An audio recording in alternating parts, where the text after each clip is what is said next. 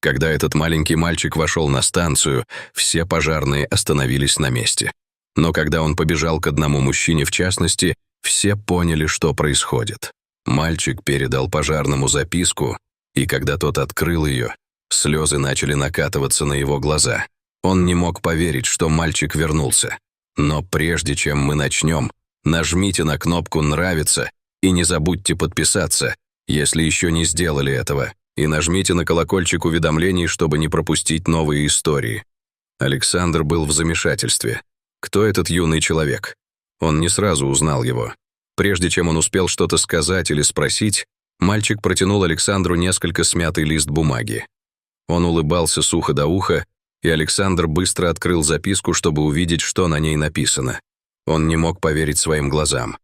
Слезы затуманили глаза Александра, а губы начали дрожать. Не может быть. Как он не узнал мальчика сразу? Александр начал крепко обнимать мальчика и отказывался его отпускать. Но чтобы лучше понять эмоциональную реакцию Александра, необходима небольшая предыстория. Александр Кузнецов родился и вырос в Нью-Йорке. Он был капитаном пожарного департамента Нью-Йорка. Это никого не удивляло, ведь он из семьи пожарных. Недавно с ним произошла трагедия на работе, оставившая его в замешательстве по поводу будущего. Александр не знал, сможет ли он снова пройти через что-то подобное. Он потерял хорошего человека в команде, молодого пожарного, который только недавно присоединился к департаменту. Пожарный департамент Нью-Йорка, более известный как FDNY, насчитывает более 10 тысяч пожарных, работающих по всему району на различных станциях. Из всех пожарных, которые могли быть на месте происшествия в тот день, Александр как раз оказался в нужном месте и в нужное время, став свидетелем чего-то слишком мощного для слов. Вдруг к нему подошел юный мальчик с особой просьбой. Имя мальчика было Ваня Соколов. Ваня и его мама останавливались в Нью-Йорке в доме Рональда Макдоналда. Они возвращались с прогулки, когда Ваня заметил пожарных FDNY неподалеку. Он был так взволнован. В конце концов, у Вани было немного необычное хобби. Ваня и его мама планировали вернуться домой вскоре, когда увидели Александра, возвращающегося к своему автомобилю после вызова. Они подошли к Александру и завели разговор. Ваня сказал, что у него есть особая просьба. Капитана Александра заинтересовало, что же мог попросить этот маленький мальчик. Ваня объяснил, что он любит пожарных больше всего на свете. Его мама, Мария, кивнула в знак согласия, сказав Александру, что ее сын был очарован пожарной службой. Мария рассказала Александру, что Ваня собирал всевозможные игрушечные машины и фигурки, связанные с пожаротушением. Его не интересовали другие игрушки или темы. Пожарная служба занимала важное место в его жизни. Александр заметил, что одна только одежда Вани показывает, что его интерес более чем мимолетный.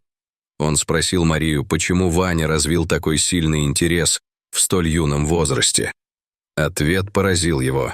Мария объяснила, что ее муж Дмитрий тоже был пожарным. Ваня вырос, слыша об этом и посещая своего отца на станции. Александр был тронут, потому что это напоминало ему о своей собственной семье и о том, как многие из них служили вместе в пожарном департаменте. Но когда Александр спросил, является ли муж Марии частью FDNY, он получил ответ, которого никогда не ожидал. Мария рассказала Александру, что они с Гавайев и собираются вернуться туда через неделю, чтобы воссоединиться с мужем. Капитан и другие пожарные улыбнулись и хотели узнать, в чем заключается просьба, но все молча задумались, почему Ваня оказался в Нью-Йорке вместо школы на Гавайях. Мария предположила, что им будет любопытно, поэтому объяснила. У Вани нейробластома. Ему поставили диагноз около 2 лет назад.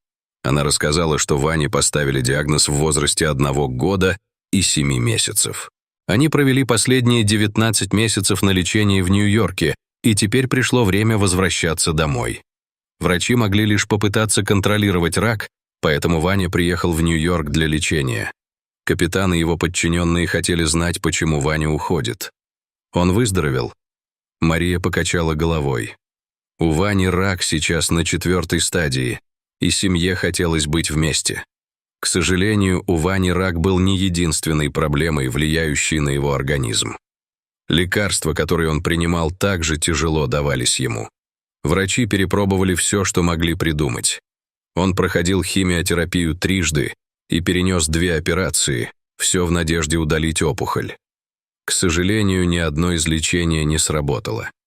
Вместо того, чтобы подвергать сына такому испытанию, Мария решила взять Ваню домой, к семье. После того, как они услышали историю Вани, капитан Александр стал еще более любопытным, чтобы узнать особую просьбу мальчика. Особая просьба Вани состояла в том, чтобы стать пожарным. Капитан Александр уставился на мальчика на мгновение и затем обнял его. Он кивнул и сказал: «Конечно». Остальные пожарные также были тронуты и хотели сделать все, что могли, чтобы помочь. Он поговорил со своими коллегами и подумал над этим. Наконец, у него возникла идея. Александр поспешил реализовать свой план, прежде чем Мария и Ваня должны были закончить последнее лечение и вернуться на Гавайи. Капитан FDNY поговорил с другими в департаменте и назначил дату церемонии, чтобы сделать Ваню почетным пожарным. Александр был поражен, когда узнал, что на церемонии будут некоторые очень особенные гости. Он узнал, что отец Вани, Дмитрий и некоторые другие родственники прилетают в Нью-Йорк, чтобы присутствовать на церемонии. Он так сильно хотел, чтобы все было идеально, что начал беспокоиться о том, что могло пойти не так. Что, если его вызовут в экстренной ситуации в разгар мероприятия? Несколько дней спустя Ваня также отметил свой день рождения с семьей и пожарными FDNY. Желание Вани исполнилось.